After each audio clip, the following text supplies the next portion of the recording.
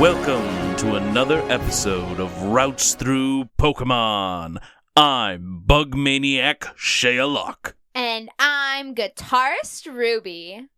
And together we are a father and daughter duo journeying through the main series of Pokemon video games, where we started with Red and Blue, currently in the Hoenn region, and we're working all the way to whatever is out by the time we get there. And we're also journeying through the Pokemon Adventures manga and the Pokemon anime. And this week, we are covering our third leg in the Hoenn region, starting at Dewford Island, where we just finished off Brawly.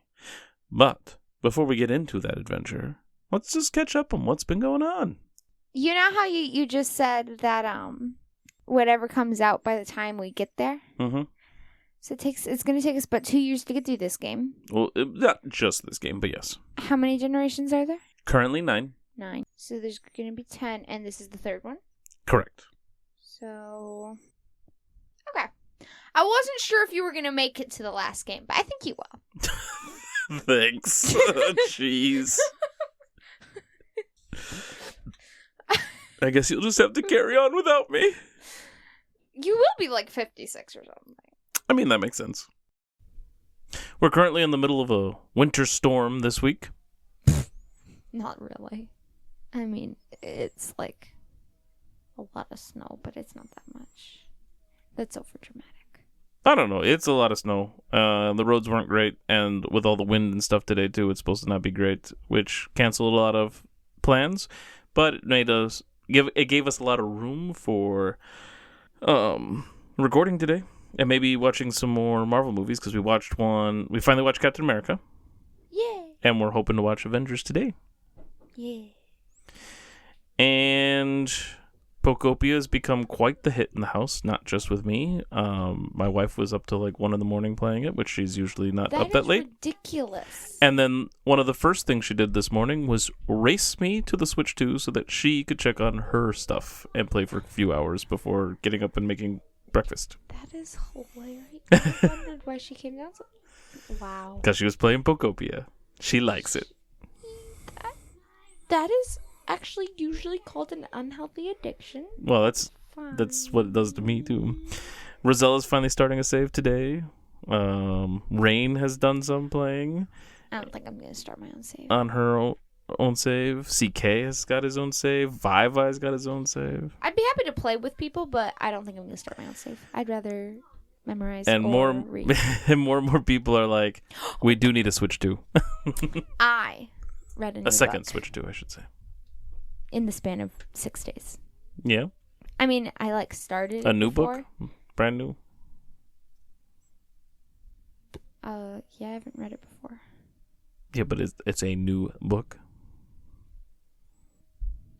What? New for you does not mean new book. It's been out for like 3 years. That's what I'm asking. Like, is it like a recent release? When did Poison the book come out? Spoilers. What? Now they know. Now they know what book it is. Okay, that's a little bit ago. Just a hot second. When did it come out? Prehistoric times. No, not really. It came out in 2013. Oh, okay. So a while ago. But... Yeah. When Rosella was born. And I would definitely recommend it. It does have one swear word a few times. Oh. But it's a good book. Language. Yeah. One point she even just says darn, which I'm like, so why couldn't you say that instead of the other word the other time? It's like, what the heck? Except one time, she says it to a guy, and I would say that was fine. He deserves it. So it's the beaver word? Is that what we're looking at? The beaver, yeah. Gotcha. Just that one a few times. Yeah, that's pretty inoffensive as far as the swear words go. Underwear a few times. Well, that's interesting. Well, what kind of smut are you reading? She had to cross a river. Language, scantily clad. What is this? And she couldn't get all her clothes wet because she was kind of on the run, and she couldn't get the pig wet, so she had the pig. What? The pig? She had her clothes and pig on top of her head. But then this guy came in and he was watching her and she's like, go away. And he was like a butthead, which is kind of being obnoxious. But then he has this dog that looks kind of like a wolf, which scares the pig, which like squiggles on her head. And then like she falls in. And so then he had to go pick her up. After saving her clothes in the pig first. She's drowning. And then she was like basically naked because the underwear wasn't very covering. Ah. I don't think this is appropriate reading material. It wasn't that bad. It wasn't that bad. Like they just met. Sure. They do end up together. Spoilers. Which is so cute. Yeah, and I don't remember where I was at last time with Pokopia, but I did get I got 3 Poke Centers finished. I didn't get the Shared Island one finished, I don't think. And I just recently got Mosslax to wake up and met Raikou, so now it's kind of sunnier over on that the bleak beach place, whatever it is, Vermilion City. And I think I have access to a new area, but I haven't explored it yet, so. Cute. Yeah. And I ordered a new book set because I could get a preview on Kindle so I could read the first 9 chapters. They're really short chapters. But I just ordered it. It's called The Inheritance Games. The Inheritance Games? Yeah. Interesting. It's like so supposed to be Hunger a Games mystery. ripoff, got it. No. No. Not close. It's supposed to have mystery and stuff to it, which it will, because like this girl living her kind of crappy life, and then like this guy shows up at her school and is like, "You've inherited something from my rich uncle, who's the 9th richest in the United States." She's like, "What? I don't even know that guy." Interesting. And now she's going down, and I think she inherits the manor. In like, from what I've read and stuff, like previews, you know. Yeah. Like, it wasn't in the first 9 chapters. They were reading the stuff that everyone was inheriting, but they didn't read what she inherited conveniently. It was Convenient. like the cliffhanger. I think that'll be very interesting. I like mystery. Yeah. One of the first books I read really fast was Kit Kat. No. Kit. Is that her? Kit is an American Girl doll name, right? I think so. Short hair, freckles. Oh, don't describe. I have no idea. Kit Harington? Yes. Yeah. No. What? Kit the American Girl. Kit Ridge. Oh, Kittredge. Why did I think Harrington? I thought you were joking. No, So I that seriously was like, thought. yeah, no. No. That was what I was doing. That was the first book I ever like read super fast straight through. Gotcha. And it was a mystery one, like Kit in the Manor. Got it. So like, I'm excited. That's probably why you like the Harry Potter stuff too, because most of those had mystery to them. But it's gonna have like a love triangle thing. So. Yeah, you like your romance. Yeah, it's so cute. As long as you're reading cute romance and not smutty romance. No, I don't want to read. I like it when they kiss. Sure. I don't need the kiss deeply described. Sure. But I like it when they kiss. Sure. All right. Now that we've caught up on what's been going on, let's move on to our episode. So, where we ended last time was Dewford Island Gym, where we defeated Brawley to get the Knuckle Badge? I think that's what it's called. What was the first badge called? Wasn't the Boulder Badge? Because Boulder is rocks. It was a rock gym, though. Roxy. Yeah, Roxanne had the rock gym, but what was the badge? Was it just a rock badge? I don't even know. Stone badge? I think it might have been stone badge. Anyway, so now we have the knuckle badge. Oh. It is called a stone badge. See, I got it. Anyway, so now we have the knuckle badge, and we've kind of done a similar pattern as the original Kanto game, where we did the rock badge first. We had the town with that was another gym that we couldn't fight yet. And now the second badge is different because it's a fighting gym, which we did not have in Kanto. But the third badge bad. But we did learn that our third badge is the same. And I guessed it when I got the name of the person. Yes. Because I'm so smart. But we didn't get the name of the person until, like, right before going in. Well, I got it a little bit before because we had a couple other things to do. But it also said what gym it was on the next, the next line, yeah. And so I was like, Watson. It's an electric one. What? Guys. And then I clicked it again and it was like, the electric gym. I'm like, oh. Just like we're pretty sure Norman's is going to be the normal gym. Yep, I was so smart to guess that. Yep. You didn't even guess it. I hadn't been to the sign yet. Yeah, you had. No, I hadn't. For sure. Okay. I was probably still looking at the TV station. No, you were in the bikes. Oh, okay.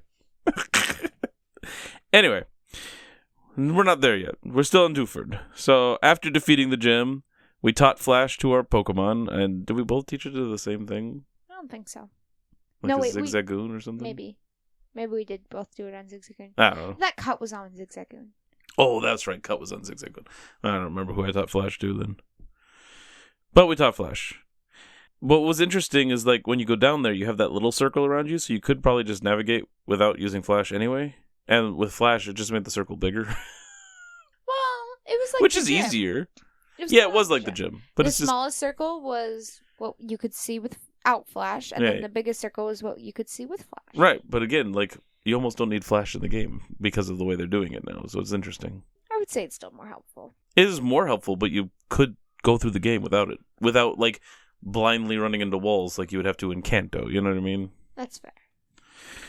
Well, not Kanto specifically, because other games do Kanto. Red and Blue specifically. In Granite Cave, we found a secret, like, an item in, like, a rock or whatever, and that was the Everstone, which I believe is the thing that stops your Pokemon from evolving if they're holding it. And then we reached Steven's room, and we give him the letter, and he gives us a TM, I think, in return, but I don't remember what it was. But he gave us something. And so then with that taken care of, we could finally leave Dewford Island. So we talked to Mr. Briney, and he sails us to Slateport City. On the way, we noticed more trainers in the water, of course, and there's some islands, like a Pokeball was on one of the islands, and there was some kind of, like, abandoned-looking ship out there. I'm always just going to use Mr. Briney. I don't want to swim through the water. But then we can't get to all those other locations. Who needs it? We do. Is there a gym? There might be. I don't know. And maybe we need something at, like, the abandoned ship that we saw to be able to progress in the game. I will go to the abandoned ship. That is it. That is not it. Yep. Nope. Why do you get to decide? Because we have to explore the whole game. We're explorers. I don't like that we put in front of there. We put a wee in front of it? What? No, the we put in front of there. The wee put. Mm-hmm. The we put. Anyway. We get dropped off at a beach that leads into Slateport City. But before we get there, we have a bunch of trainers to deal with, including the tuber. Or there was a bunch of tubers out there. And we also find the Seahorse House. Or, no, Horsey House. It's probably Horsey House, not Seahorse. Yeah, I think it's Horsey House. That would make more sense. This is Pokemon World, not the real world. It's the real world millions of years later. Right. And inside there, we battle all the trainers so we can get the reward of some soda pop. Yeah. In Emerald, there were extra trainers on the beach, including, like, 3 of them were hiding under umbrellas. So you couldn't even see them to, like, try to avoid them, necessarily. You could walk around them, but you didn't know to. And one of them I got attacked by 2 at once then, so I got a double battle in there. Ooh. Yeah. So then in Slateport City, we find it bustling. There's a market with all kinds of shops. You went through the market like a million years before me because you kept going ahead of me. I went to the Pokemon Center to heal and came back out. What did you go through to get to the market? And what did you do beforehand? Because you also healed before we went into Slateport, officially. No, we went in together, and then I went up and healed. Oh, you didn't need to heal before the Horsey House? No! Mm-hmm. I literally didn't. Well, it seems weird. Maybe you're just a better player. I needed to heal, otherwise I'm going to die. And you went in and started exploring the city. I didn't explore the city. How many times do we have to go through this? I didn't explore it. I went into the Pokemon Center. You're the one who saw the Team Magma Aqua people there way before I did. Well, we were both in the city. You had the chance. I don't think I was even in the city then because you mentioned them. You're like, you saw these people. I'm like, I didn't see anybody because I wasn't there even when you went in. Well, yeah, I would have mentioned those people. Yeah, because you went to the Pokemon Center and then still had to come out because you weren't ready to go into the city officially. Okay, I'll let it rest.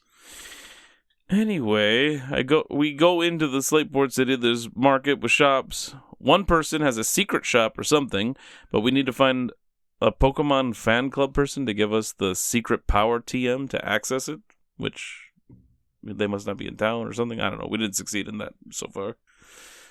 At least I didn't. Did you? I didn't know it existed. Right, you don't talk to everybody. I sometimes do. But when you're reading out loud, I'm like, what's the point in talking to them? Sure. Might as well just listen instead of trying to listen. Makes sense.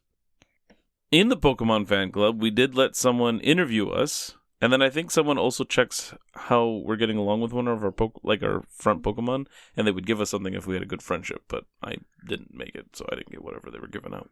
I don't remember if I did or not. But I talked to them. And I talked to the interviewer. Yes, that's important for later. Because I noticed something. Haha. Because you got there first. Yeah, because I skipped a house. Because I didn't do your weird pattern. I did a normal straight line, then came back. No. Oh, I didn't? To get through Mauville there's that guy that talks about TV. There's a house. And then there's a house all the way over here that has the TV thing. I was still in this first house. I hadn't had a chance to get there yet. I did the first house. What were you still doing there? Probably talking to everybody. I talked to everyone in the first house because I usually start strong. Maybe you went in down before I did. I did not! Okay. Do you want to let this rest, or do you want to keep being poked at about how you keep abandoning me? I didn't abandon you. You went through the market and started exploring. I walked through it. Walked through it to get to the Pokemon Center. I didn't talk to anybody. I didn't look at anything. I just went to the Pokemon Center and left. I didn't even know it was the freaking market until I talked to people later. I didn't talk to anyone in there, and I could tell it was a market from just walking through there. It's quite obvious. Okay. I guess you're just a smarter, better video game player than I am, which is why you're always behind me. Yeah, because I actually talk to everybody. But you don't. The city also has a contest building that we can't enter until we get like a pass or something. Is that what it was? I don't know. Like They said we couldn't do it anyway. Until we get something. And I think what we have to do is get whatever it is or do something in Verdant Turf, which we haven't reached yet. Verdant Turf. However, in Emerald, that contest hall doesn't exist. Instead, because Emerald sucks. There's a battle tent. And for the battle tent, you're supposed to choose 3 of the 6 rental Pokemon they offer up. If it was in my game, it would be a battle skyscraper. Okay. And then you battle 3 opponents. And after each battle, except for the final one, you can trade out one of your rentals for, I think, one of the Pokemon you just battled. I don't know if it's that or just a different rental. I don't know. But you could switch out. But I decided to just keep what I had. And I went through with a Barboach, a Machop, and a Kecleon. And I won them all. So that was fun. I got some kind of prize, like a rare candy or something. I don't remember what it was. We also find a huge line for the Oceanic Museum in Slateport. Oh, and the reason that we are in Slateport, because I had kind of forgotten that the President Stone of the Devon Corporation gave us something to bring there, was to find Captain Stern to give him the goods. Yeah. But we can't find him, and the museum is supposedly his, but we can't get in because of the line of Team Aqua. Aqua. Magma. It was Magma? Aqua. Aqua? Magma? Aqua. Magma. I mean, did you look at their suits? Yes, they were They blue. were red. I know. Yeah, like I They said, were blue. red. Exactly, blue. Red. I don't know if there's this, I don't know where you get this idea of there being a Team Magma. I've never seen, heard, or anything about them. Team Magma and Pokemon Oh, Ruby. jeez. Just gonna jump this is what they look I like. think you're getting confused with the anime, because there is a Team Magma in the anime. What are you doing? Yeah, they're from the anime. No, look at. I made sure it was the little figures on the screen. That's Yeah, no, a fan did that. It's a fan edit thing. Oceanic Museum, Pokemon Ruby, Part 5. Let's play. Yeah, it's a fan edit. So the fan just put red people in there. Uh-huh. Yeah, because they wanted it to be like the anime. That's pretty impressive fan edit. That's what. Well, you have no idea the fan edit games that you can play with Pokemon. There's a lot out there. they've combined regions and stuff. It's crazy. Anyway, in Emerald, this line is of course Team Aqua, because that's the only team that it could be. And so there, yeah. Okay, so yeah, I know there's Team Magma and Ruby, but there's no sign. Like, they've mentioned Team Magma once in Emerald, but I still haven't seen them. It's just Team Aqua all over the place. I'm not seeing Team Magma's little figures on the screen, even though I put in the exact same things, except switching out Magma for Aqua. Well, of course you're not going to see Team Magma on the screen if Team you... Aqua. Yeah, but that's not what you said. Well, I'm not finding your little Team Aqua. And I typed in the same stuff. Well, I put in Sapphire. Let's put in Ruby. Team Aqua and Pokemon Ruby little figures on the screen, which is I did Team Magma. Hey, Ruby. I'm not seeing them. Hey, Ruby. 2 games have it Team Aqua, so I'm just saying.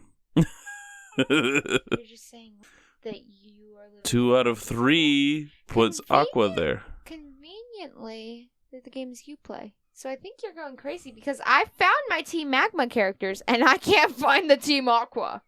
Should we put in Emerald? Anyway, so in Emerald, the line, I think, was even fuller than it was in our games. Like, there was more people there in the line. And one of them wishes he brought his Game Boy Advance to play while waiting, if you talk to him. And another one's blocking a sign that he says he'll read for us. But when he does read it out, like when I read what he's reading for us or whatever, it doesn't read as confident that he's actually relaying the real information. So I thought it was fake, but I read it later after they leave, and he was accurate. So I don't know why he sounded weird about it. And then we find the shipyard and learn Stern isn't there. But when we leave again, that's when the line clears up at the museum. And inside the museum, after paying, we find the members of Team Aqua lurking. Team Aqua. Magma. Aqua. Magma. I did a whole Google proof on this. Lurking about. I Google proofed it. We also have all kinds of facts about water and the sea to learn, as well as other interesting things to look at, which I did look at, and it drove you nuts. I did look at them. Not all of them. You're like, stop reading water facts and get upstairs! Or downstairs, I don't know which. It was annoying because when you got upstairs, you started looking at the water facts when I was already waiting to talk! But you were also annoyed that I still wasn't getting on the stairs. Because, like, I was on the last few, and you're like, would you just get down here or up here or whatever? And then when I did, I ended up talking to all the other things up there. You ended up talking to them? Well, it's the same button. I looked at everything. I didn't talk to it, though. But you didn't click on everything. You don't have to... I saw with my eyes. And therefore didn't learn the facts, so you didn't see everything because you didn't get all the information that was written there because you couldn't read it. My little guy read it. Nope. Because you didn't click on it. But you were taking ages, and then you're like, well, you can just go upstairs. And then I did, and then I had to wait. Well, it's because you didn't look at the stuff. Well, you said just go upstairs. And so if you wanted to, it was up to you. Well, I was waiting, and I was listening to you read them all, and I clicked on a couple as you were reading them to read along. And then you're like, you can just go upstairs. And I was like, oh, okay. And so then I went upstairs. I didn't say that out of nowhere. You were complaining. I was not! Liar. Okay. I'm just making stuff up, I guess.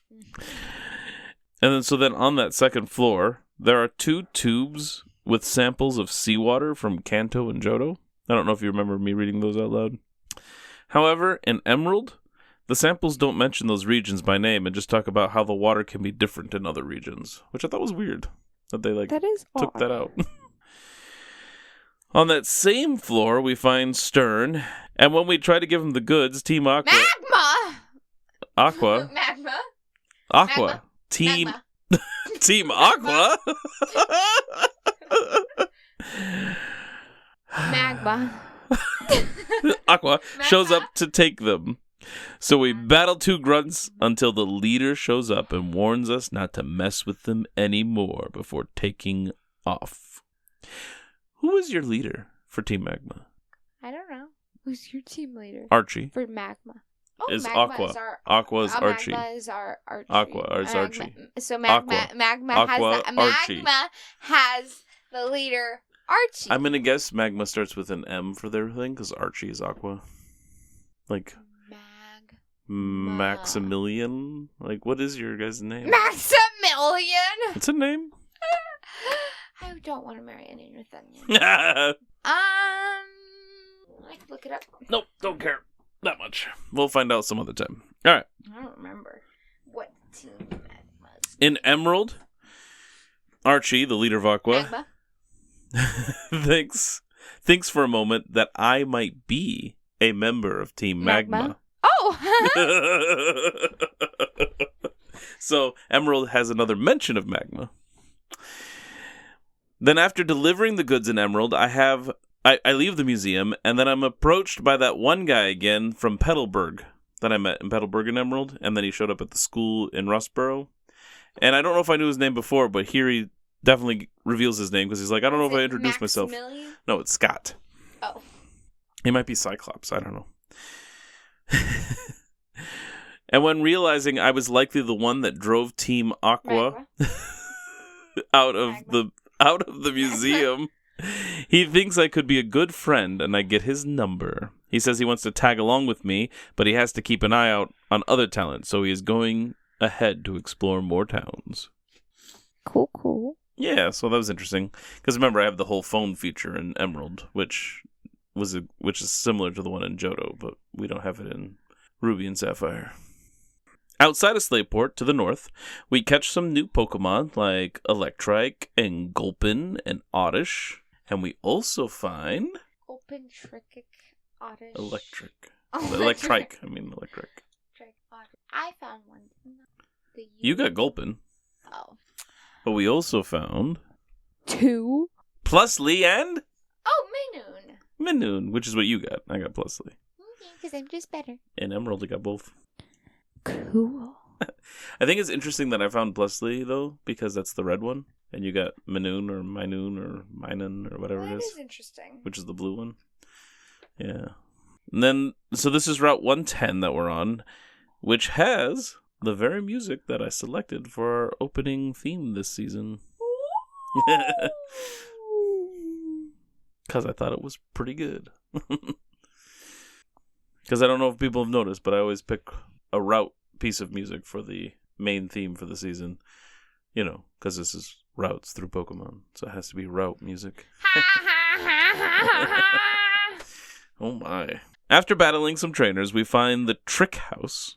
And we have to find a guy hidden in the room so we can go through a course he created. However, in Emerald, before I even got that far, I run into Professor Birch, so he can give me his number as well. Aww. And I also get a double trainer battle on the way through there, which we don't have in Ruby and Sapphire. So instead of just the woman Pokefan, we get a guy Pokefan as well, who has a kid, just like he did in the Johto one. Cute. Although the girl Pokefan in this game has a bunch of like Whalmer around her, or Whalmer dolls or something, whereas in the Johto one it was like Clefairy dolls or Pokedolls or whatever. And those two start with Plusle and Minun. I don't know how to say its name for sure. Which, I don't know if I say Plusle right either. I think some people say Plusle, so. But fighting Plusle and Minun was great for the Geodude I was working with, who had already learned Magnitude. You spell it Minun. Mm-hmm. Minun. Nope, it's Minun. That doesn't sound like from the show itself, so. Not that they're always accurate either. Okay, we want to go based off of the show, Larvitar. Larvitar. No. But yeah, so it was easy to deal with Plusle and Minun with my Geodude I was working with, because he'd already learned Magnitude, so I was using that ground move against those electric types. But since it was a double battle, my Combuskin was out too, and I learned the hard way, that magnitude hits everybody but the user on the screen.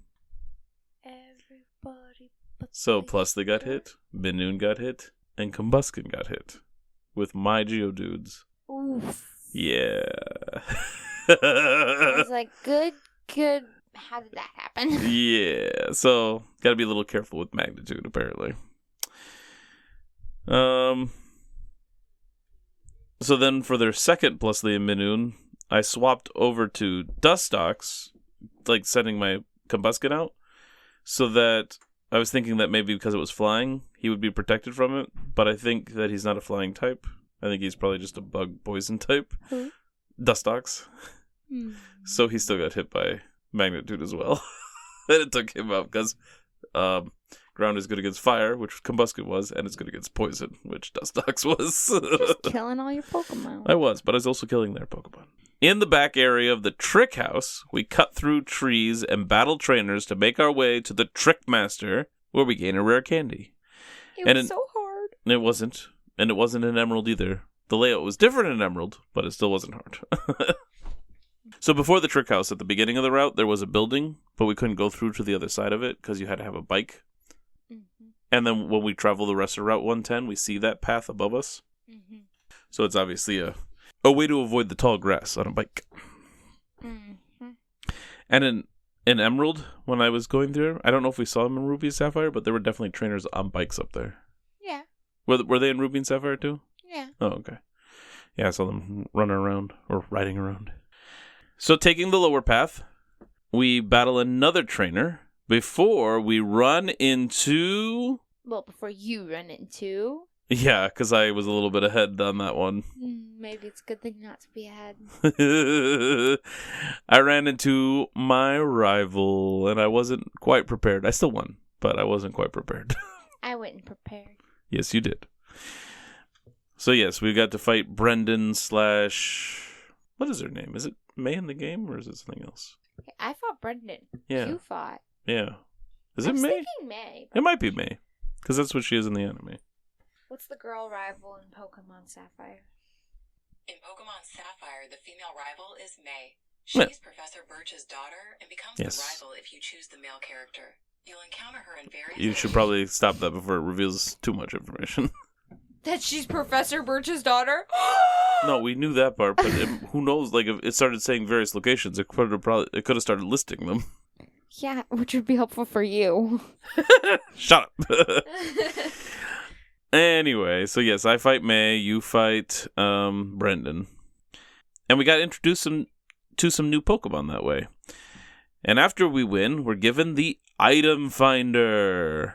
Aw, your favorite thing. Yeah, I haven't used it. These are a few of my favorite things. I should probably use it, but I don't anymore. I gave up after Red and Blue. Why? I slowed down on Gold and Silver. Because I don't like having to be the one constantly doing it all the time. If I'm ahead of you, maybe I'll use it. Well, it is. You're always ahead of me, so you can just I'm use not. it. I am not always. We Okay. just talked about that earlier. When have I been ahead? The TV station. It's different. Okay. We did it in a different pattern. You said you did the first house first like I was doing, and then you got to the second house, so that wasn't a different pattern. You were just ahead. No, that was like the third house or something. I skipped. Okay. So, okay, whatever. Anyway, we both defeated our rivals. Yes. But when I went into the battle, Trico being my starter Pokemon that I chose, she had a Wailmer, which is an easy target for my starter because it's a water type. Later, she had a Shroomish, which is the same type as my starter. And then, of course, she had, her, Combuskin now, I think it was, but her Torchic starter thing to fight my Trico. But in your game, she started with Numel, the little camel guy, who's like a fire type. You're acting like you're explaining it to me, but I literally am the one who fought it. So Which- of course I know what it is. I'm trying to make a point here. Oh, okay. So, an easy target for your Mudkip. Double easy. Double easy. Yeah, I think he's actually fire ground. But, so ground is weak against ground, but also water beats fire, so. And ground. And ground beats fire, yeah. So it was like quadruple easy. Lots of easy. And then for her water Pokemon, she had Wailmer, because it matched your type, which I had the Wailmer for my easy one. I didn't have a Numel, because that would have beaten me. Well, I mean, my starter would be weak against it. It wouldn't have beaten me, but... And so I got to assuming that when I played through Emerald with the fire starter, I would have Shroomish first, the grass type, to be able to be beaten, and end with Numel, or like the other one would be Numel, and then end with the starter. However, that's not what happened. Instead, I was hit with a Lombre, who Combuskin isn't advantaged against, since it is grass and water. Fortunately, I had my Gusty Dustox with me, and Gust is a flying move, so that worked against the grass part of Lombre. But then Brendan, because I fought Brendan in Emerald, had a Slugma, which is the same type as my starter. So there was still kind of a trio of types, because then her last one was the Marshtomp. Wasn't fire supposed to be the hardest? Maybe, I don't know. I have no idea. But, so I thought that was really interesting. But then I was getting curious, and I decided to do a little Google research. And it turns out that I was right. If in Ruby and Sapphire, one of us started with Torchic, Numel, and Shroomish. Shroomish and Numel would have been the ones that you fight. Whereas in Emerald, depending on who you choose, it is a different series of Pokemon. So obviously with my fire one, I got Slugma and Lombre. But if I had gone with Trico, that would have been Lombre and Wingull. Whereas Wingull is water and flying, so Trico isn't good against it necessarily. And if the starter was Mudkip, I would have gotten Slugma and Wingull then. So, like, there's no advantage one given to you, because the advantages are fake advantages. Except for Slugma. Yes, I think except for Slugma. So Mudkip would have been the easiest one.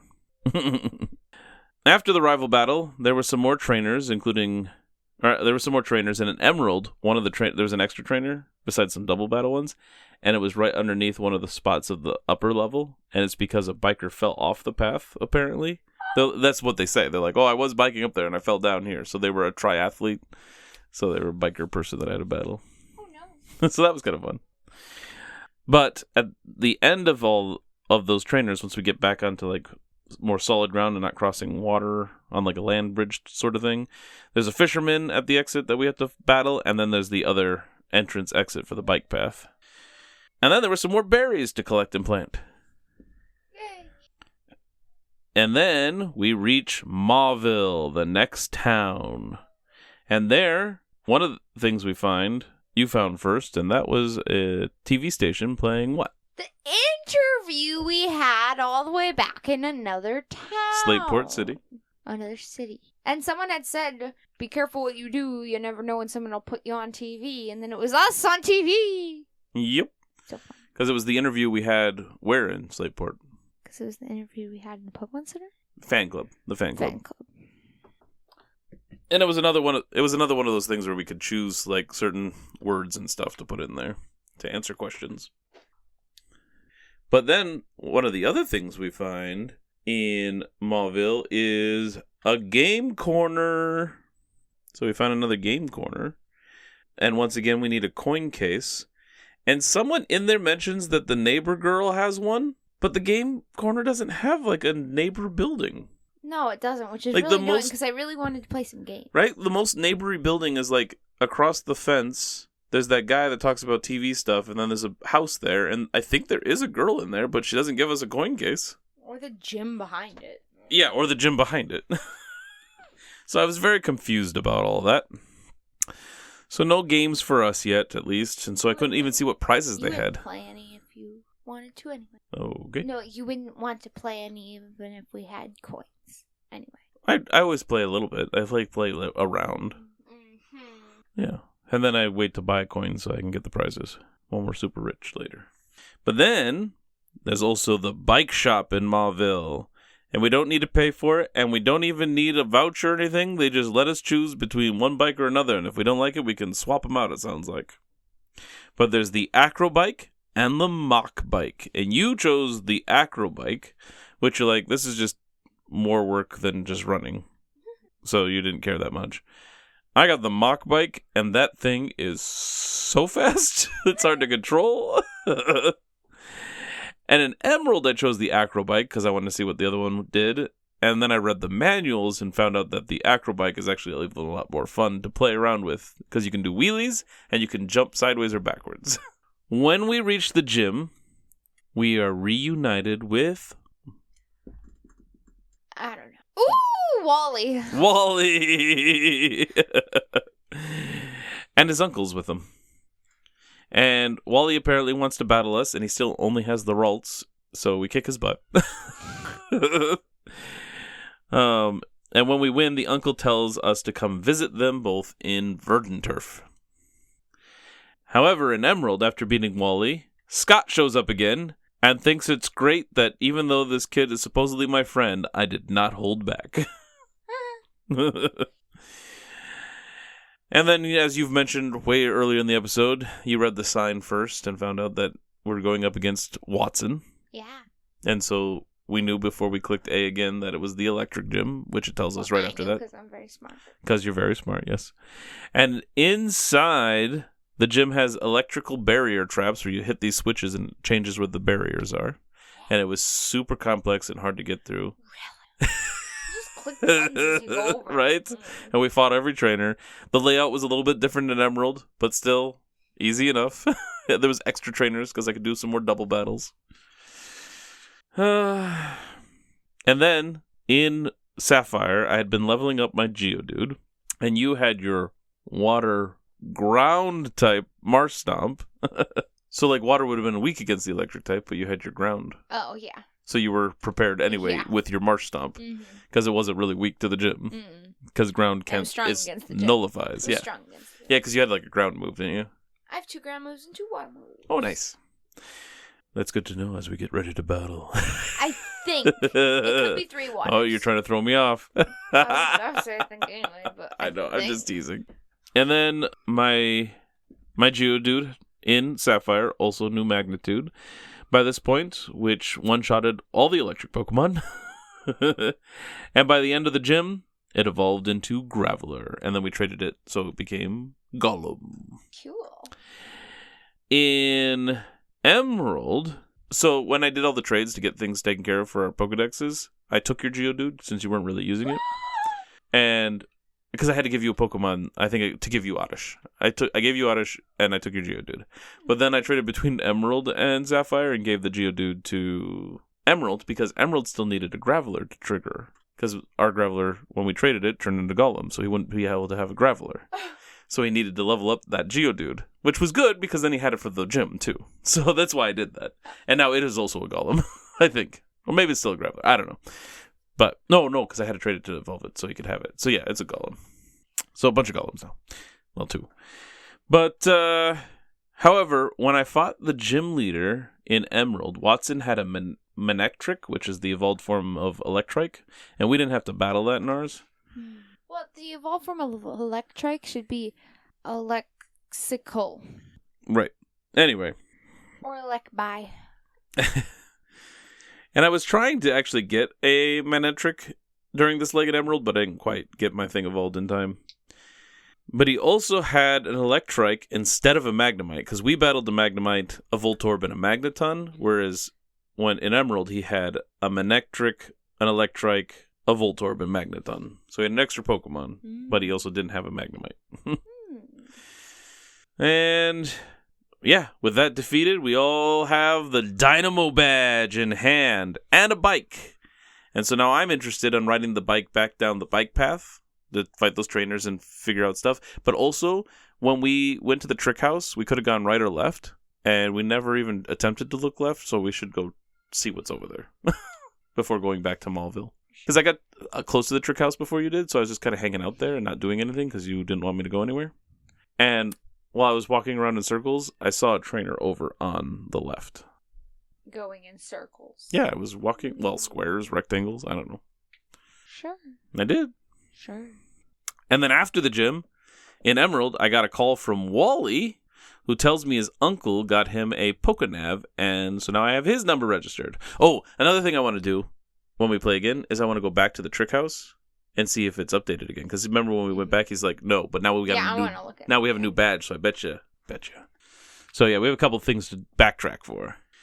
All right, and that puts us at Pokedex Entries! Who's that Pokemon? Mightyena, and my Horatio, and my... Okie dokie. Alright, Mightyena, number 11. Fight Pokemon. In the wild, Mightyena live in a pack. They never defy their leader's orders. They defeat foes with perfectly coordinated teamwork. Mightyena gives obvious signals when it is preparing to attack. It starts to growl deeply and then flattens its body. This Pokemon will bite savagely with its sharply pointed fangs. Mightyena travel and act as a pack in the wild. The memory of its life in the wild compels the Pokemon to obey only those trainers that it recognizes to possess superior skill. Swellow, number 26. Swallow Pokemon. Did I say that right? Swallow Pokemon. Yeah, a swallow is a kind of bird. Swellow flies high above our heads, making graceful arcs in the sky. This Pokemon dives at a steep angle as soon as it spots its prey. The hapless prey is tightly grasped by Swellow's clawed feet, preventing escape. Swellow is very conscientious about the upkeep of its glossy wings. Once two Swellow are gathered, they diligently take care of cleaning each other's wings. A Swellow dives upon prey from far above. It never misses its targets. It takes to the skies in search of lands with a warm climate. Ninjask, number 43. Ninja Pokemon. If Ninjask is not trained properly, it will refuse to obey the trainer and cry loudly continuously. Because of this quality, this Pokemon is said to be one that puts the trainer's abilities to the test. Because it darts about vigorously at high speed, it is very difficult to see. Hearing its distinctive cries for too long induces a headache. Ninjask moves around at such a high speed that it cannot be seen, even while its crying can be clearly heard. For that reason, this Pokemon was long believed to be invisible. Like a ninja. Shedinja, number 44. Shed Pokemon. A peculiar Pokemon that floats in the air even though its wings remain completely still. The inside of its body is hollow and utterly dark. Shedinja's hard body doesn't move, not even a twitch. In fact, its body appears to be merely a hollow shell. It is believed that this Pokemon will steal the spirit of anyone peering into its hollow body from its back. Interesting. Shedinja is a peculiar Pokemon. It seems to appear unsought in a Pokeball after a Nincada evolves.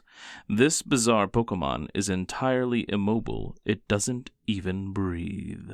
Yeah, so the Nincada, when I evolved it, it became a Ninjask. But apparently, if you have an empty slot in your Poke Party, And you have a Pokeball, you suddenly also have a Shedinja because the husk that it shed becomes its own ghost-type Pokemon. Interesting. It's very interesting. Graveler, number 58, rock Pokemon. Graveler grows by feeding on rocks. Apparently, it prefers to eat rocks that are covered in moss. This Pokemon eats its way through a ton of rocks on a daily basis. Rocks are Graveler's favorite food. This Pokemon will climb a mountain from the base to the summit, crunchingly feasting on rocks all the while. Upon reaching the peak, it rolls back down to the bottom. It's a rock biter from Neverending Story. Turn around. Sorry. Look at what you see In her face. the mirror of your Make believe I'm everywhere. Candle in the night. I don't know what the word is. I don't think that's right, but anyway. They descend from mountains by tumbling down steep slopes. They are so brutal, they smash aside obstructing trees and massive boulders with thunderous tackles. Golem, number 50. Number 59. Megaton Pokemon. Golem is known for rolling down from mountains. To prevent them from rolling into the homes of people downhill, grooves have been dug into the sides of mountains to serve as guideways for diverting this Pokemon's course. It is said to live in volcanic craters on mountain peaks. Once a year, it sheds its hide and grows larger. The shed hide crumbles and returns to the soil. Golem live up on mountains. If there is a large earthquake, these Pokemon will come rolling down off the mountains en masse to the foothills below. Electrike, number 78. 78! 78. Wait, what? Lightning Pokemon. It generates electricity using friction from the atmosphere. In seasons with especially arid air, its entire body blazes with violent showers of sparks. Electrikes store electricity in its long body hair. This Pokemon stimulates its leg muscles with electric charges. These jolts of power give its legs explosive acceleration performance. Electrike runs faster than the human eye can follow. The friction from running is converted into electricity, which is then stored in this Pokemon's fur. And I named my Electrike E-Bike in Sapphire and Mag-E in Emerald. Plusle, number 80. Cheering Pokemon. Plusle always acts as a cheerleader for its partners. Whenever a teammate puts on a good effort in battle, this Pokemon shorts out its body to create the crackling noises of sparks to show it its joy. I think I found my Pokemon. Yes. Yes. When Plusle is cheering on its partner, it flashes with electric sparks from all over its body. If its partner loses, this Pokemon cries loudly. Boo-hoo. I don't know about the loudly. Just the crying. You lost. I'm sorry. It has the trait of cheering on its fellow Pokemon. By shorting out the electricity it releases from its paws, it creates pom-poms for cheering. And then I named Plusle Addy in Sapphire and Some in Emerald. Minun, number 81. Cheering Pokemon. Minun loves to cheer on its partner in battle. It gives off sparks from its body while it is doing so. If its partner is in trouble, this Pokemon gives off increasing amounts of sparks. At a meeting of Pokemon academics, it was announced that simultaneous exposure to electricity from Plusle and Minun will promote circulation and boost vitality. Minun is more concerned about cheering on its partners than its own safety. It shorts out the electricity in its body to create brilliant showers of sparks to cheer on its teammates. And I named it Nun in Emerald. I named it Minnie in Ruby. Oddish, number 88. Weed Pokemon. Dude. This Pokemon grows by absorbing moonlight. During the daytime, it buries itself in the ground, leaving only its leaves exposed to avoid detection by its enemies. Whoa.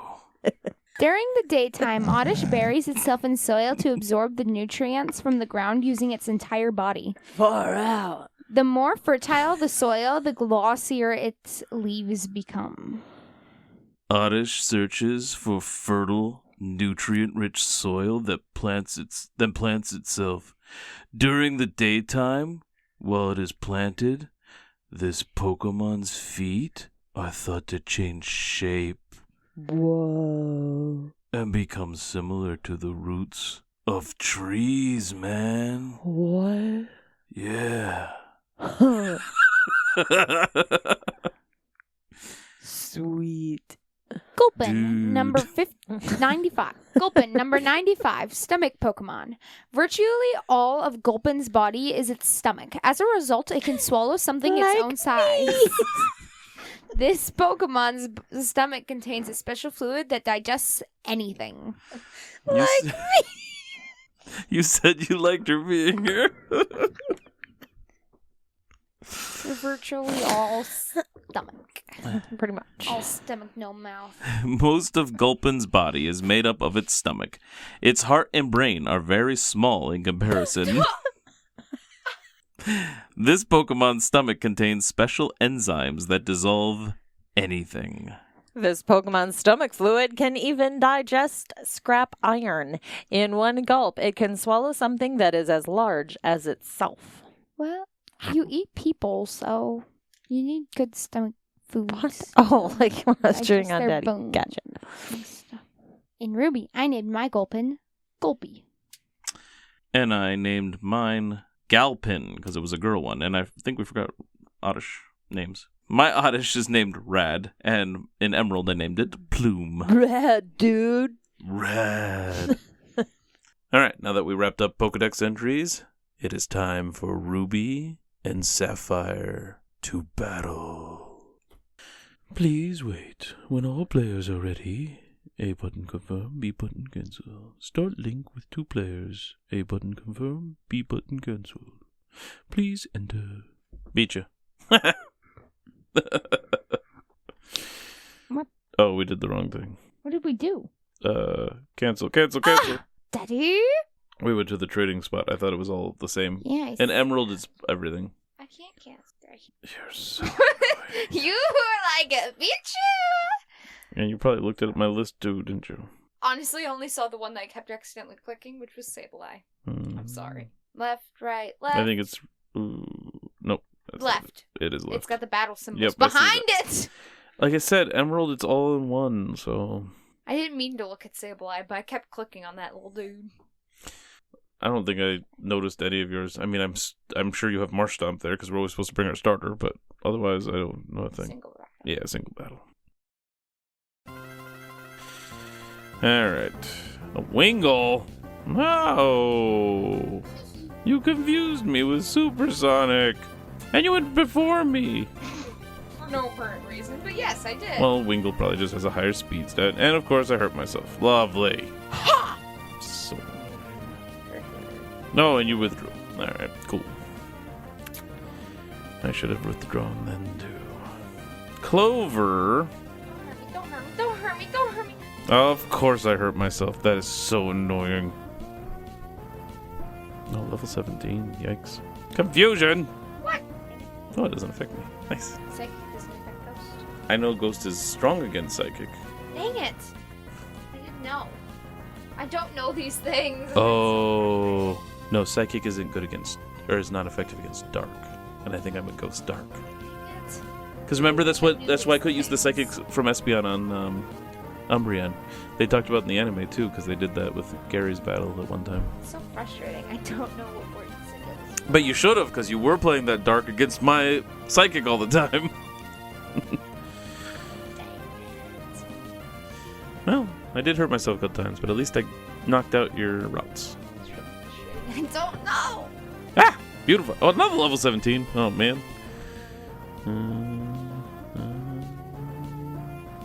What? Why? Because it's fun. Go, Smeagol. The Golem. What kind of level is that? I have no Pokemon in 20s. Really? Not a single one? No, wait.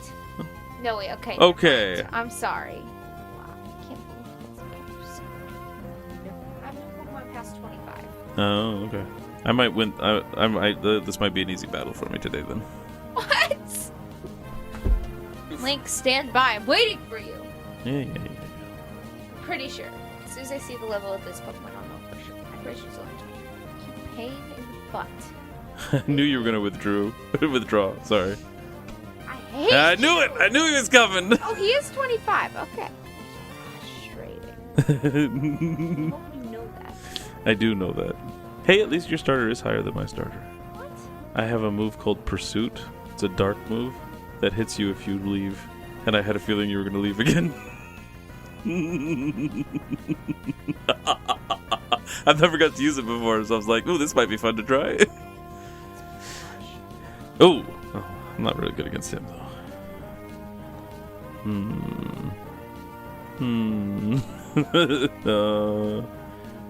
Alright. Let's do this. Ooh, that did pretty good.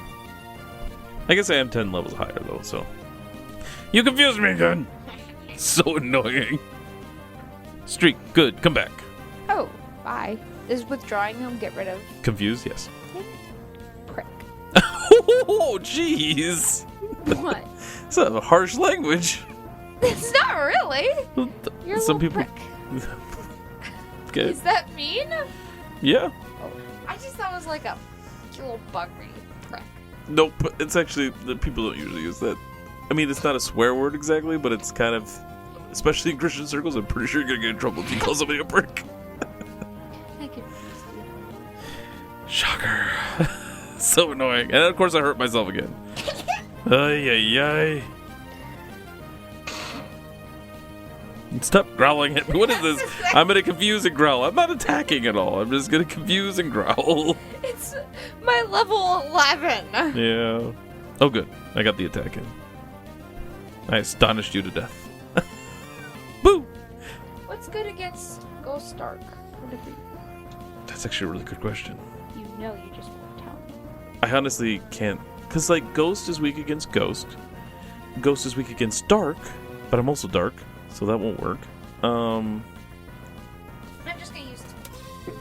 The same one, Ghost? Wait, that was probably a bad choice. Dang it! I chose the wrong Pokemon. I was like, I'll just send out this one, but this one has no moves that I can use against you. Oh, Zigzagoon! Well, my Ghost moves won't touch you. Sableye has no weaknesses until Fairy comes out, which doesn't exist yet. That's not good. Because the only thing that should be weak against is Ghost, but Dark counters that, because Dark is good against Ghost, and it's Dark, so Dark won't hurt the Ghost Dark either. At Like- least I had a Pokemon that you could try and hurt. Right? I mean, you can still hurt him, he's just not weak to anything. And I can't use normal moves on him. Correct. Well, probably, anyway. I'm gonna assume you can. Jeez. Language. Yeah, I know. And I hurt myself again, so I can't. That's how you're gonna get rid of him. He's just gonna keep killing himself. Jeez! I hurt myself 4 times now. Ay, ay, ay. No, because I got off 2 attacks. So annoying. That's enough, Bly. Get back here. Stop! I haven't traded out in a while. You're the one who keeps trading, so don't even yell at me for that. Use like a flying move on me. Gust, yep. Doesn't work too well against Smeagol the Golem. Bug and flying, I think. Both weak to your Golem. Yes. Dang it, I was hoping you would switch out. I was worried you might.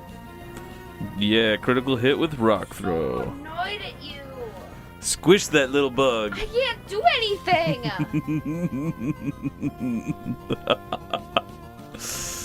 That's not true. Sableye's almost dead because of your confusing, so, I mean, come on. Ooh, that's not what I want to see.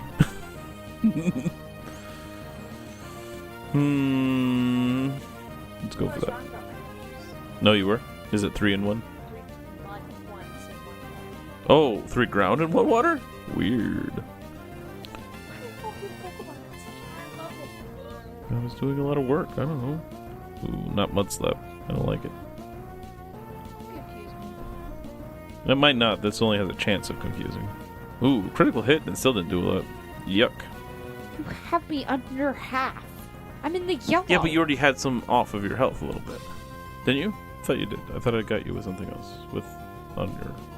Yeah, I did. Pursuit. Pursuit got you. So you did already have some off. Yeah, so it didn't take that a lot. It didn't take a lot off. For a critical hit, for sure. 8 is a lot. Was- You just did 8 right now. Oh, okay. You should know. Umbreon had it. Oh! Yes, you did.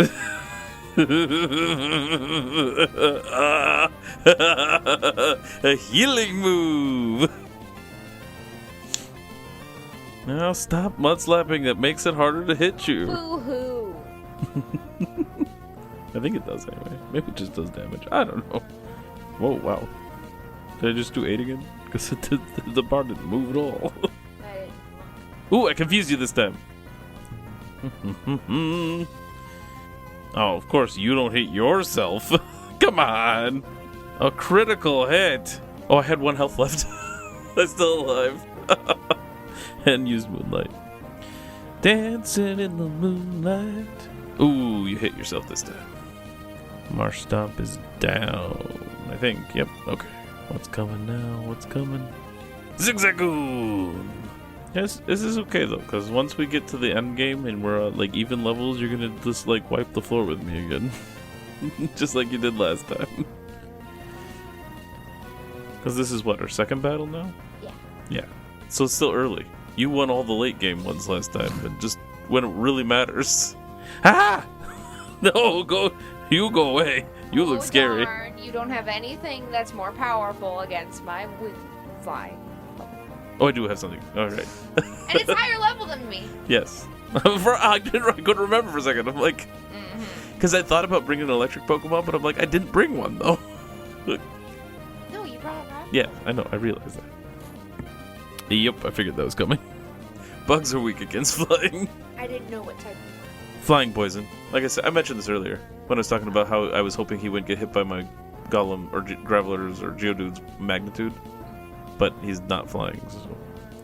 Beautifly. It's just like with the first game. So like, Beedrill is flying poison or bug poison, I think, and Butterfree is flying bug flying, and Beautifly in this is bug flying, and Dustox, the opposite one, is bug poison. I'm really confused. Okay, so the first game, there's the 2 bug types. Which are... Kakuna, or Weedle, and Caterpie that evolve. Okay. And this one, it's Wurmple with branching. In the first game, one evolves into Beedrill, which is bug poison. Even in the final form, bug poison. Okay. I don't think it's flying poison, I think it's bug poison. Butterfree is bug flying. In this game, Dustox is bug poison, even though it can fly. Beautifly is bug flying, just like Butterfree. So if I had that, it probably would have avoided the magnitude, but I had Dustox, so it did not. Alright, well, that seems like a job for Smeagol. Is there Smeagol? The Golem. Oh, I thought Smeagol was a paintbrush. No, that's Smeargle. Because smear, paint. Smeagol is Lord of the Rings Golem's real name. And I knew he'd eventually become a Golem, so Smeagol. Rock throw! Oh, you get to go for... Oh, double team. So no. Smart. Yeah, but it just makes it hard to hit. So it has nothing to do with me hitting you. What did it? And I missed. Rock throw already has a bad percentage for hitting, so double team was not a bad move. And magnitude ain't gonna do nothing to you because you're flying, so... Stop double teaming! Oh, I gotcha. Nice! I win! Hey, I have to take all the victories I can get in the early game. I beat you because I had that one advantage last time. Yeah, you beat me, and you beat me, and you beat me. And I even... Because of them. And then I built a team to be advantaged against it, and you beat me. I did not! Yeah, I already planned on it. I still beat you. Yeah, I was talking to you. Again, you were headed there when I was talking to you. Alright. Okay. Did you save your game? Now it's time for Pokemon cards. Woohoo! We're opening Phantasmal Flames. Smells so good. First Pokemon is Charcadet, Fire. Burnt charcoal comes to life and became a Pokemon. Possessing a fiery fighting spirit, Charcadet will battle even tough opponents. Murkrow, Dark. Feared and loathed by many, it is believed to bring misfortune to all those who see it at night. Lombre evolves from Lotad, Grass. It prefers waterfronts with plentiful food. It became nocturnal so it wouldn't have to compete for food with bird Pokemon. Duraludon, Steel. Duraludon's body is comprised of a special metal that's lightweight and scratch resistant. It's also smooth as though it was given a mirror finish. Granbull evolves from Snubbull, psychic. It is actually timid and easily spooked. If attacked, it desperately flails its limbs about in an attempt to repel its opponent. Bronzong evolves from Bronzor, steel. In ages past, this Pokemon was revered as a bringer of rain. It was found buried in the ground. Supporter Trainer, Grimsley's move. Look at the top 7 cards of your deck and put a dark Pokemon you find there onto your bench. Shuffle the other cards and put them on the bottom of your deck. You can't use this card during your first turn. My first reverse holo is an item trainer card, Jumbo Ice Cream. Heal 80 damage from your active Pokemon that has 3 or more energy attached. My, I think, second reverse holo is a secret rare, full or extended art. Zacian Psychic. You're as lucky as your brother. Able to cut down anything with a single strike, it became known the Fairy King's Sword, and it inspired awe in friend and foe alike. Then my rare is Toxtricity, evolves from Toxel Dark. Ability, Sinister Surge. Once during your turn, you may use this ability. Search your deck for a basic Dark Energy card and attach it to one of your benched Dark Pokemon. Then shuffle your deck. If you attach energy to a Pokemon in this way, place 2 damage counters on that Pokemon. As it scatters toxic sweat and emits electricity, a melody that sounds like it came from a guitar reverberates through the surrounding area. I spread then toxic I've got sweat. A psychic energy. Did you want a picture of the rare? Maybe. Oh, yeah. Okay. All right. Well, somebody else got lucky, so I'm probably not getting anything cool again. I got Pomo evolves from Pommy, electric type. When its group is attacked, Pomo is the first to leap into battle, defeating enemies with a fighting technique that utilizes electric shocks. It's a cute card. Gloom evolves from Oddish, grass type. The fluid that oozes from its mouth isn't drool. It is a nectar that is used to attract prey. Oh, jeez, what is this? All my Pokemon are evolutions. Dugong evolves from Seal. Ability, Thick Fat. This Pokemon takes 30 less damage from attacks from your opponent's fire and water Pokemon.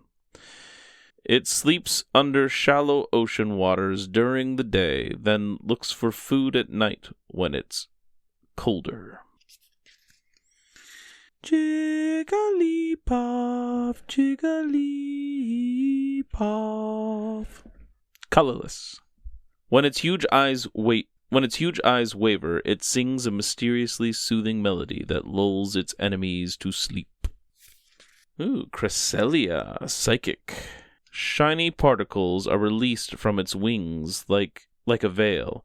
It is said to represent the crescent moon. Dawn, trainer supporter card. Search your deck for a basic Pokemon, a Stage 1 Pokemon, and a Stage 2 Pokemon. Reveal them and put them into your hand, then shuffle your deck. I think she's the female from the 4th generation. That makes sense. Ooh. Wigglytuff evolves from Jigglypuff, colorless. It has very fine fur. Take care not to make it angry, or it may inflate steadily and hit with a body slam. Is that what you're going to do? Hit with the body slam? Yeah, you're going to inflate and hit me with a body slam? Probably not. Okay. Oh, I think this is a reverse holo. Carvana, reverse holo, dark. These Pokemon have sharp fangs and powerful jaws. Sailors avoid Carvana dens at all costs. Ooh. My other reverse holo is Bramblin, psychic type, because he's a ghost Pokemon. A soul unable to move on to the afterlife was blown around by the wind until it got tangled up with dried grass and became a Pokemon. That's nice. And my rare is Flygon, evolves from Vibrava, fighting type. Ability, Sandy Flapping. Once during your turn, when you play this Pokemon from your hand to evolve one of your Pokemon, you may use this ability. You may also use this ability if this Pokemon is in the active spot and is knocked out by damage from an attack from your opponent's Pokemon. Discard the top 2 cards of your opponent's deck. Known as the Desert Spirit, this Pokemon hides in the sandstorm it causes by beating its wings. And just like I said, nothing fancy. That was interesting. And my basic energy is a fire energy. Routes Through Pokemon is a Hunterfield Institute production. You can find us on Spotify, Amazon, Apple, and other podcasting platforms. We're also on YouTube at the Hunterfield Institute channel. Just look for the Routes Through Pokemon playlists. And wherever you find us, please like, subscribe, rate, review, and go ahead and leave us a comment. If you want to get in touch with us, you can email us at hunterfieldmanor@gmail.com. You can also find Shaylock, me, on Instagram at kinetic_card or on X at HunterfieldIns. There I post our Who's That Pokemon segments twice a week, as well as what's coming up, the more interesting cards we pull, and things of that sort. Those also show up on our Routes Through Pokemon Facebook page, where I also include the latest Pokemon catches from our games, as well as our current tally counts and episode rankings, so you can keep up. Next week, we will be covering 4 chapters of the manga. They're all in volume 16. They're chapters 198 through 201. And then we also have 4 episodes of anime to cover, which are season 6, episode 32 through episode 35. Thank you so much for listening, and we will catch you on the next route. Bye-bye. Sayonara.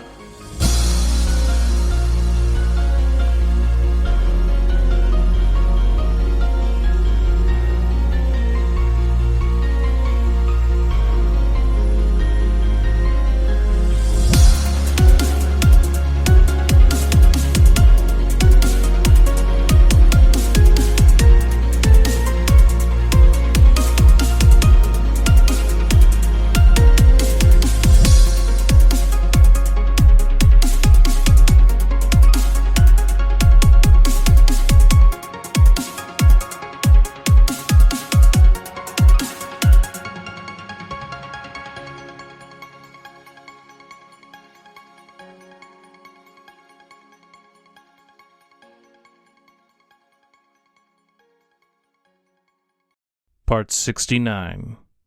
A non-electric shock. The barrier between Lieutenant Surge and the rest of the gym had been humming with electricity. Violet hadn't noticed before, but when Sale flipped the second switch and the barrier shut down, the noise was suddenly gone. For some reason, the shift from buzzing to relative silence unsettled Violet. She felt like something was missing. 4 slow, loud claps came from Lieutenant Surge as he stepped forward. "Nice job. Not every day you see that kind of teamwork in a gym." He scanned the faces of the 4 trainers who were all giving him their attention. "Well, who wants to try for their badge first?" Hanako turned towards Sale and said, You should go first. You're the one who found the switches. Violet closed her eyes and gritted her teeth. She had been the first one to the gym originally, and she really wanted to move on. But Hanako was probably making the right call, and Violet wished she had at least been the one to say it, so she didn't look selfish. "Actually," Anchor spoke up, "Sale and I would like to finish battling the other trainers in the gym." Sale nodded in agreement. "That will keep us busy while you 2 earn your badges." It seemed strange to Violet that the boys would forgo their chance to get their badge and move on. The whole point was defeating the gym leader and earning badges. Going up against other trainers in a gym was not a requirement. Still, she was happy not to have to wait for them before battling Lieutenant Surge herself. "Looks like it's ladies first today. Which one is ready to go first?" I'll go. Violet quickly said as she raised a hand. Out of the corner of her eye, she saw that Hanako had taken a step forward as well. They both stopped abruptly and awkwardly. I'm sorry. Were you... No, you should go. Hanako replied. I'd still be lost as where to start looking, if it weren't for you and your friends. Again, Violet was getting what she wanted. Unfortunately, she didn't feel great about it. She was trapped, though. She couldn't just offer for Hanako to go first after she already made the sacrificial gesture. It would look as if Violet was scared or just trying to appear generous. The lack of trying also probably looked bad, though. Still, she really did want to go first, so offering and Hanako accepting would be about the worst thing that could happen. In the end, she stepped forward to challenge a somewhat impatient-looking Lieutenant Surge. Despite knowing she had a key Pokemon to help her defeat Lieutenant Surge, she was nervous. Her opponent was an intimidating figure. He was very tall, had large muscles, and wore a confident grin. "All right, girlie, let's see what you got." The way Lieutenant Surge called her girlie annoyed Violet. She felt like he was talking down to her as someone who wouldn't pose as a challenge. So, she decided to end the match as quickly as possible and started with Dugtrio. "Nice choice." He tossed out a Pokeball and unleashed Voltorb. "Already a Dugtrio, too. Impressive." Violet was hardly listening. Dugtrio, dig! "Voltorb, self-destruct." The ground-type Pokemon was already headed down into the earth, but the Voltorb was faster, and before the Dugtrio could finish burrowing, the Voltorb exploded. The blast was a lot for Dugtrio, but he survived. The Voltorb did not. "Strong, too," Lieutenant Surge said. "I like it." He tossed out another Pokeball, and this time a yellow rodent appeared. "Your turn, Pikachu." The match did not start the way Violet had anticipated, and she was nervous that hit from Voltorb was going to take out her winning strategy from the start. However, it did not, and so she could still have Dugtrio dig and take out any other Pokemon Surge had on him, while also being immune to their electric attacks. All right, let's try this again. Dig! "Not so fast," Surge shouted. "Quick attack!" With blinding speed, Pikachu rushed in and smashed into the Dugtrio before it had time to even think about diving into the ground. After the Voltorb's surprise, the hit from Pikachu was more than the Dugtrio could take. No! "You know, you aren't the first to bring ground Pokemon in here." Violet clenched her fist. Dugtrio had been her plan. She had put so much work into the Pokemon, and it was all for nothing. All she had left was her Paris and her Spearow. Paris at least resisted electric attacks, but Spearow? He would be slaughtered out there. Violet looked at Surge's belt and saw he had one more Pokemon after Pikachu as well. It wasn't looking great, but she had to win. She had to. Surge grinned. "Now we can see what kind of trainer you really are." To be continued.